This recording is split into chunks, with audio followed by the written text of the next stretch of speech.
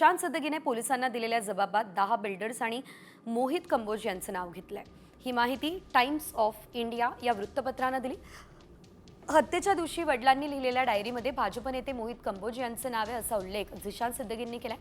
झिशान यांनी कंबोजवर आरोप केलेले नाही, मात्र सिद्दीकी यांनी ज्यांच्यासोबत शेवटच्या गप्पा मारल्या ते मोहित कंबोज असं झिशान म्हणाले।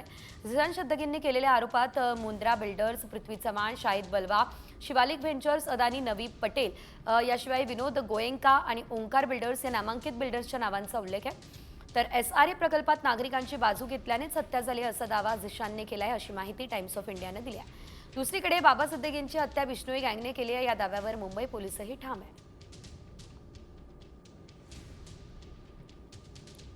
वडिलांनी झोपडपट्टी वासियांना पाठीशी घालून शत्रू केलं। 10 बिल्डर्स आणि 2 नेत्यांच्या नावाचा झिशानने उल्लेख केला।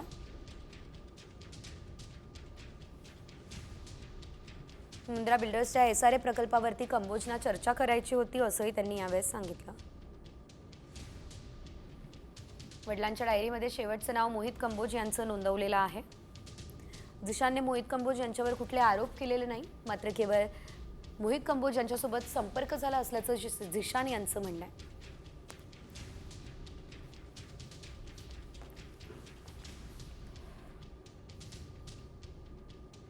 पुढे घेऊयात इतर काही मोठ्या आणि महत्त्वाच्या बातम्यांचा वेगवान आढावा। यवतमाळच्या आणि येथील पोलीस स्टेशन बांधकामासाठी बेमुदत उपोषण केलं जाते। तहसीलदारांनी वरिष्ठांना खोटा अहवाल सादर करून दिशाभूल केल्यानं प्रकरण 2 वर्ष प्रलंबित आहे। या अधिकाऱ्यावर कारवाई व्हावी यासाठी हे उपोषण केलं जाते।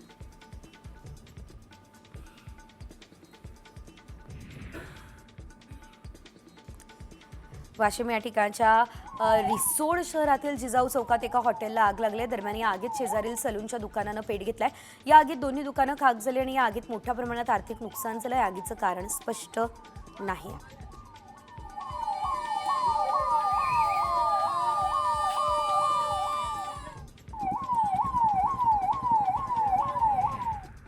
धुळ्यात आंबेडकरी अनुयायांकडून आता न्याय मोर्चाचं आयोजन करण्यात आलं। शिंदखेड्यातील दलित पत्रकारावर आणि महसूल अधिकाऱ्यावरील हल्ल्याच्या निषेधार्थ हा मोर्चा निघाला। हल्लेखोरांना पाठबळ देणाऱ्यांची चौकशी करण्याच्या मागणीचं निवेदन जिल्हा प्रशासनाला देण्यात आलं।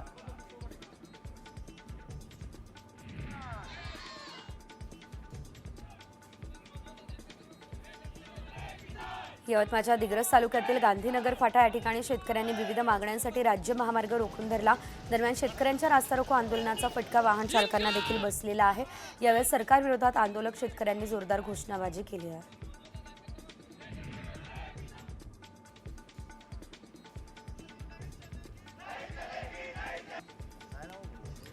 यंदा भंडाऱ्यातल्या तुमसर तालुक्यातील देव्हाडी या ठिकाणी औषध निर्मिती करणाऱ्या क्लेरियन कारखान्यातील कामगारांनी संप पुकारला असल्याचं बघायला मिळतंय आणि सुरक्षा साधनं आणि सुविधा उपलब्ध नसल्यानं कारखान्यातील कर्मचाऱ्यांच्या अपघातात मृत्यू होण्याचं प्रमाण वाढलंय। भविष्यात अशा दुर्घटना होऊ नये म्हणून कामगारांनी आता हा संप पुकारला असल्याचं आपल्याला बघायला मिळतंय। बदलापूर नगरपालिकेकडून फेरीवाल्यांवरती धडक कारवाईला सुरुवात झाली आहे। JCBने अनधिकृत स्टॉल जमीनदोस्त करण्यात आले, त्यामुळे रस्ते आणि फुटपाथ मोकळे झाले। आठवडी बाजारावर देखील कारवाई होणार अशी माहिती मुख्याधिकारी मारुती गायकवाड यांनी दिली आहे।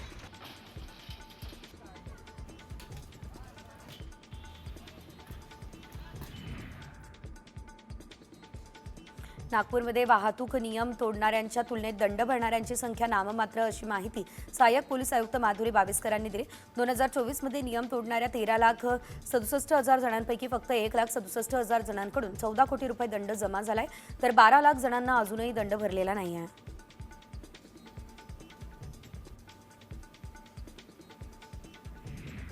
नागपूर महानगरपालिकेकडून अतिक्रमण विरोधी कारवाईला सुरुवात झाली आहे। 43 घरं आणि दुकानांवर तोडक कारवाई करण्यात आली आहे। शहरात सुरू असलेल्या विकास कामांमध्ये अडथळा ठरणारं अतिक्रमण काढण्यात आलेलं आहे।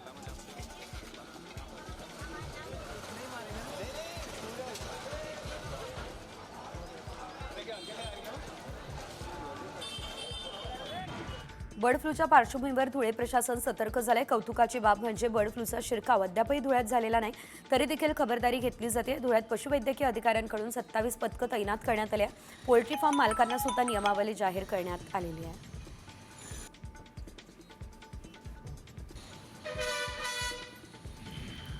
रानगव्याने धडक दिल्याने दुचाकीस्वार जागीच ठार झाल्याची घटना सिंधुदुर्ग जिल्ह्यातील कुडाळ हुमसरमध्ये घडली आहे। जॅकी अगस्तीन आल्मेडा असं मृत व्यक्तीचं नाव आहे। जॅकी कारिवडे सावंतवाडीचे रहिवासी आणि या घटनेमुळे मोकाट वन्य प्राण्यांचा प्रश्न पुन्हा एकदा ऐरणीवर आला असल्याचं बघायला मिळत आहे।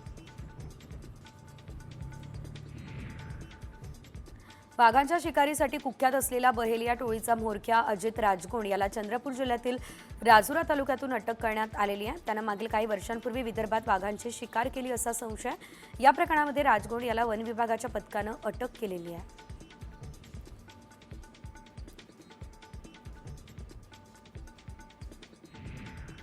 छत्रपती संभाजीनगरच्या चिकलठाणा MIDCमध्ये कूलर बनवणाऱ्या कंपनीमध्ये बनावट दारूचा कारखाना सुरू असल्याचं कळतंय।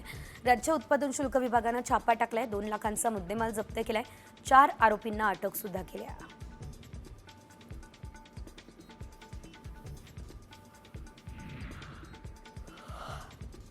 वाशिमच्या मंगुरपीरमधील खोराडी नदीवरती बांधण्यात आलेली संरक्षण भिंत आणि पुलाचं काम निकृष्ट दर्जाचं झालंय। एकाच पावसात संपूर्ण बांधकाम कोसळलं। 30 लाखांचा निधी खर्चूनही हलगर्जीपणाने काम झालंय। त्यामुळे अधिकारी आणि कंत्राटदारांवर दंडात्मक कारवाई करावी अशी मागणी केली जाते आहे।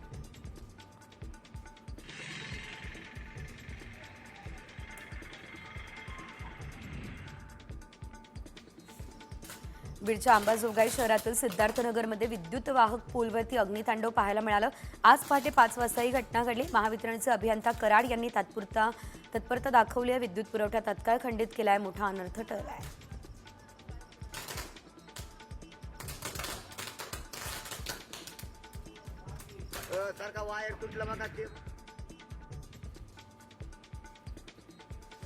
ठाण्यातील घोडबंदर रोडवरील हायपर सिटी मॉलमध्ये भीषण आग लागली आहे। मॉलच्या दुसऱ्या मजल्यावरती ही आग लागली असल्याचं आपल्याला बघायला मिळतंय। आगीवर नियंत्रण मिळवण्याचे प्रयत्न सुरू आहे। आगीचं कारण मात्र अस्पष्ट आहे।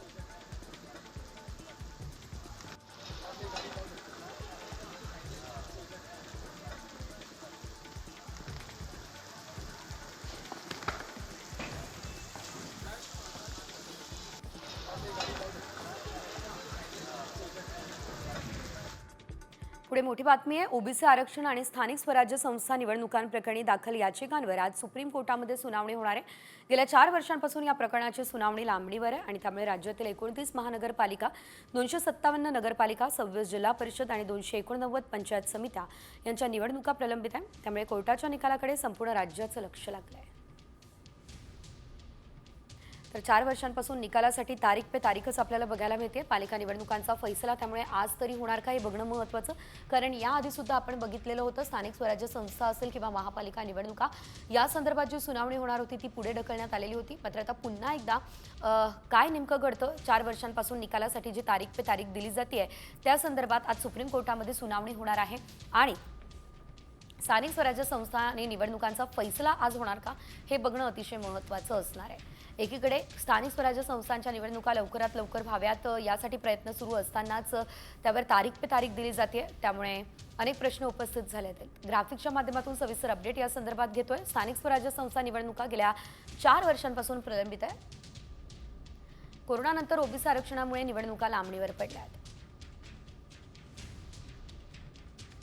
सामाजिक संस्था आणि मराठा ओबीसी समाजाकडून याचिका दाखल करण्यात आलेली आहे। ओबीसी आरक्षण लागू करावं की नाही यावरील याचिकांनंतर निवडणुका स्थगित करण्यात आल्या। स्थगिती उठवल्यास पुढील 2 महिन्यांमध्ये निवडणुका होण्याची शक्यता आहे। स्थानिक स्वराज्य संस्था निवडणुका तर आपण पाहतोय गेल्या 4 वर्षांपासून प्रलंबितच आहेत आणि त्यामुळे आता तरी मार्ग मोकळा होणार का हे बघणं महत्त्वाचं। आणि आता बातमी राष्ट्रवादी काँग्रेस संदर्भातली। राष्ट्रवादी पक्ष आणि घड्याळ या चिन्हासंदर्भात आज सुप्रीम कोर्टामध्ये महत्त्वाची सुनावणी होणार आहे। निवडणूक आयोगाच्या निर्णयाविरोधात शरद पवार यांच्या राष्ट्रवादीकडून आता याचिका दाखल झाली आहे। पक्ष आणि घड्याळ चिन्ह अजित पवार यांना देण्याच्या निवडणूक आयोगाच्या निर्णयाला शरद पवार गटानं सुप्रीम कोर्टात आव्हान दिलंय। विधानसभा निवडणुकीनंतर पहिल्यांदाच खरं तर ही सुनावणी होणार आहे।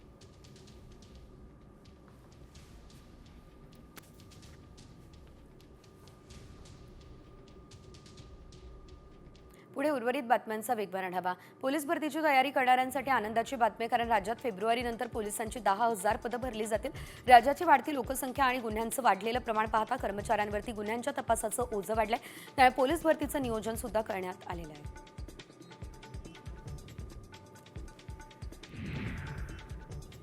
वाढत असलेल्या गुन्हेगारीला आळा घालण्यासाठी आता पुण्यात पोलिसांची अहोरात्र गस्त असेल. कॉप 24 या उपक्रमाअंतर्गत 726 पोलीस गस्त घालतील. हे कर्मचारी 21 ते 30 वयोगटातील असल्यानं तत्पर सेवा देण्यास सक्षम असणार आहे. 12 तासाच्या 2 शिफ्टमध्ये हे पोलीस काम करतील. सोमवारी वक्फ बोर्डासंदर्भात स्थापन करण्यात आलेल्या संयुक्त समितीची बैठक झाली आहे. या बैठकीमध्ये सत्ताधारी आणि विरोधकांकडून वक्फ संदर्भात आलेल्या सुधारणांवर चर्चा झाली आहे. सत्ताधाऱ्यांकडून आलेल्या सुधारणांपैकी 12 सुधारणा मंजूर झाल्या आहेत, तर विरोधकांच्या मात्र सर्व सुधारणा फेटाळण्यात आलेल्या आहेत.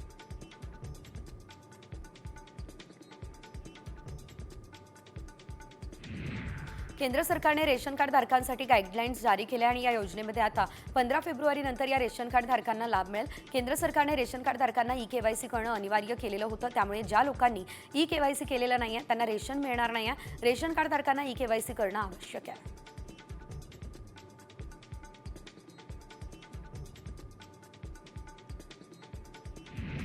राज्य सरकारने 1 एप्रिलपासून रेडी रेकनरच्या दरात 10% वाढ करण्याचा निर्णय घेतला. कोरोनाच्या संकटानंतर प्रथमच रेडी रेकनरच्या दरात सुधारणा होणार आहे. त्यातून मिळणाऱ्या मुद्रांक शुल्काच्या रूपाने राज्याच्या तिजोरीमध्ये 75,000 कोटींचा महसूल जमा होण्याची देखील सरकारला अपेक्षा आहे. रेल्वेने अहमदाबादमधील कोल्ड प्ले कार्यक्रमासाठी विशेष गाड्या सोडल्या होत्या. मात्र दिल्लीमध्ये होणाऱ्या मराठी साहित्य संमेलनासाठी विशेष गाड्या चालवण्यास रेल्वेने नकार दिला. त्यामुळे संमेलनासाठी आयोजकांना 50 लाख रुपये भरावे लागत आहे आणि रेल्वे गाडी आरक्षित करावी लागते.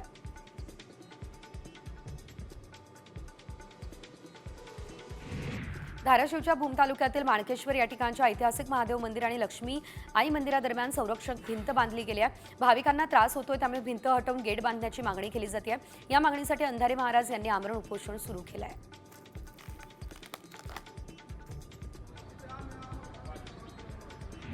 पालघरमधल्या अशोक धोडी अपहरण प्रकरणामध्ये पोलीस आता ॲक्शन मोडमध्ये दिसत आहे. सध्या घोलवड पोलीस ठाण्यामध्ये अपहरणाचा गुन्हा दाखल झालाय. 40 पोलिसांच्या पथकाद्वारे धोडींचा शोध घेतला जातोय. धोडी शिंदे गटाचे डहाणू विधानसभा समन्वयक राहिलेले आहे. 7 दिवसांपासून ते गायब आहे.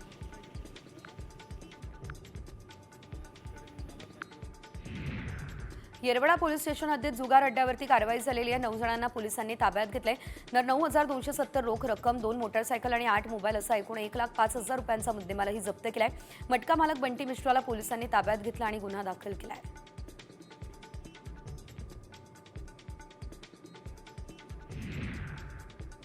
जीबी सिंड्रोमने आता राज्याचं टेन्शन वाढवलंय. कारण पुण्यात जीबी सिंड्रोमच्या रुग्णांची संख्या वाढली आहे. 111 झाली आहे. 17 रुग्ण व्हेंटिलेटरवर आहे. आधी पुण्यात कामाला असणाऱ्या सोलापूरच्या एका तरुणाचा मृत्यू झालाय. या पार्श्वभूमीवर राज्य सरकार अलर्ट झालंय.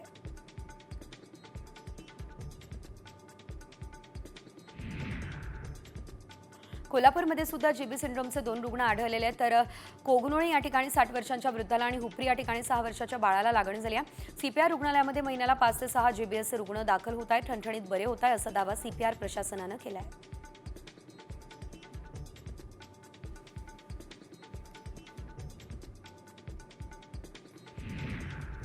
पुण्यात थैमान घालणाऱ्या गुइलन बॅरे सिंड्रोमचा आता विदर्भात शिरकाव झालाय. जीबीएसचे 6 रुग्ण आढळले. यामध्ये नागपूरच्या मेडिकल कॉलेजमध्ये 4, इंदिरा गांधी मेडिकल कॉलेजमध्ये 2 रुग्ण आहेत. काही रुग्णांची प्रकृती चिंताजनक असल्याचंही कळतंय.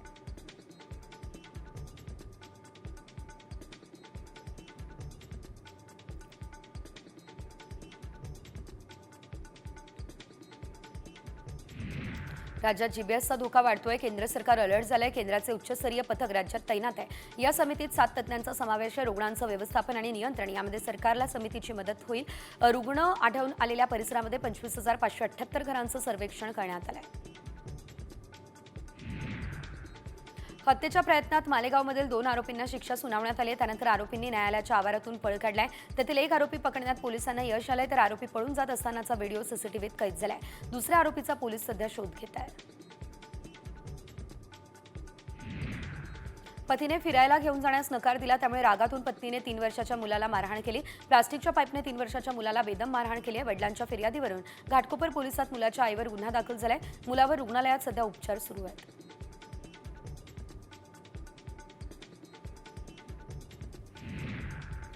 बातमी डोंबिवलीमधून आहे. कारण डोंबिवलीमधल्या एका सोसायटीमध्ये मराठी विरुद्ध अमराठी वाद रंगलाय. सत्यनारायण पूजा आणि हळदी कुंकू कार्यक्रमाबाबत व्हॉट्सअप ग्रुपवरती अमराठी सदस्यांनी अपशब्द वापरल्याचा आरोप आहे. या वादातून मोठा गोंधळ झालाय आणि या गोंधळाचा व्हिडिओ सोशल मीडियावर व्हायरल झालाय. या प्रकरणी मानपाडा पोलीस ठाण्यामध्ये तक्रार सुद्धा नोंदवण्यात आली असल्याचं कळतं.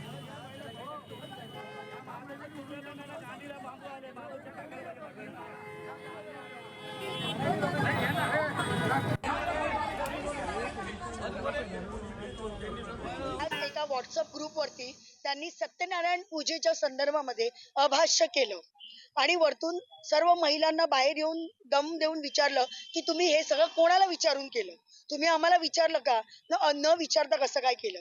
आणि याच्यावरनं ते वाढत गेलं. सगळ्या महिला एकत्र आल्या त्यावेळी त्यांनी मराठी भाषिकांना अतिशय अश्लील भाषेमध्ये शिवेगाळी केली. पुढे घेऊयात इतर काही राजकीय बातम्यांचा वेगवान आढावा न्यूज पॉईंट 20 मध्ये. धनंजय देशमुख यांच्यासह मत्साजोग या ठिकाणी ग्रामस्थ अंतरवालीच्या दिशेने रवाना झाले. मनोज जरांगे पाटलांची भेट घेऊन चर्चा ते करतील, याशिवाय उपोषण देखील करणार अशी माहिती धनंजय देशमुख यांनी दिली. सरपंच संतोष देशमुख, महादेव मुंडे यांच्यानंतर आता सौरभ नावाच्या मुलाच्या मृत्यूचं प्रकरण चर्चेत आहे. सौरभ नावाच्या 28 वर्षीय तरुणाला तलावात बुडवून मारण्यात आलं. वाल्मिक कराडने पोलिसांना फोन केला, त्यामुळे सौरभच्या हत्येची तक्रार घेण्यात आली नाही असं दमानिया यांचं म्हणणं आहे. तृप्ती देसाई यांच्यानंतर आता भाजपचे आमदार सुरेश धस यांनी खळबळजनक दावा केलाय. आकाच्या जवळपास फक्त 26 पोलीस नाही तर 200 पोलीस आहे. हे आकाचे प्रेमी आहे. या सगळ्यांची यादी गृहमंत्र्यांकडे देणार अशी माहिती धस यांनी दिली आहे.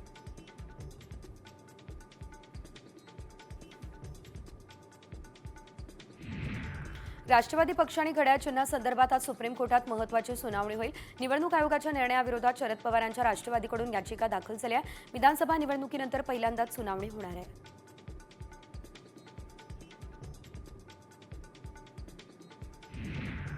काल एका चिमुकल्यानं आपल्या आईच्या ऑपरेशन संदर्भात आता उपमुख्यमंत्री अजित पवार यांची भेट घेतली आणि मदत सुद्धा मागितली. अजित पवारांनी तत्परतेने ते चिमुकलेला मदत केली. या पाठोपाठ आता आमदार रोहित पवारांनी देखील मदतीचा हात दिलाय. व्हिडिओ कॉलच्याद्वारे मुलाच्या आईच्या तब्येतीची त्यांनी चौकशी केली आणि मदतीचं आश्वासन दिलंय. सांगोल्याचे माजी आमदार शहाजीबापू पाटील यांनी मित्रपक्षावरच मोठा आरोप केला. माझा पराभव करण्यासाठी मुंबईपासून सांगोल्यापर्यंत सर्वांनी प्रयत्न केला असा अप्रत्यक्ष आरोप शहाजीबापू पाटील यांनी केलाय. माझा पराभव झाल्यानं अनेकांना असुरी आनंद झाल्याचंही पाटलांनी सांगितलंय. गेल्या 5 वर्षात 25,000 स्वमालकीच्या लालपरी बसेस घेण्यास अर्थमंत्र्यांनी मान्यता दिली. एसटी महामंडळाला दरवर्षी 5,000 याप्रमाणे 5 वर्षांमध्ये 25,000 नव्या एसटी बसेस घेण्याच्या प्रस्तावाला मान्यता मिळाली.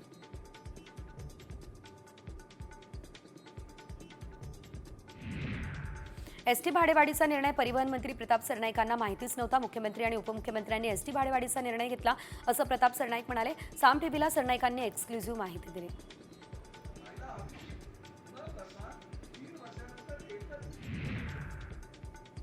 धाराशिव या ठिकाणी एसटी दरवाढीच्या विरोधात ठाकरे गटानं आंदोलन केलंय. तुम्ही बुलेट ट्रेनला पैसे देतात आणि ज्या एसटीला गोरगरीब जनता फिरते त्याची भाडेवाढ करतात.